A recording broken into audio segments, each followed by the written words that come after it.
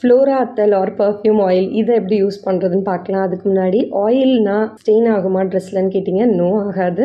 காதுகளுக்கு பின்னாடி முடிகள் இந்த மாதிரி பண்ணிவிட்டு கோம் பண்ணிக்கலாம். ட்ரெஸ்ஸில் எங்கேனாலும் அஃப்கோர்ஸ் ஸ்கின்லேயும் நீங்கள் யூஸ் பண்ணலாம். வ்ரிஸ்ட்டில் இப்படி அப்ளை பண்ணி கொஞ்சம் ஸ்மெச் பண்ணால் நீங்கள் 8 hours வரைக்கும் அப்படியே லாங் லாஸ்டிங்காக இருக்கும். ஜாமு ஆர்கானிக்ஸில் 3 days ஃப்ரீ ஷிப்பிங் 500 above.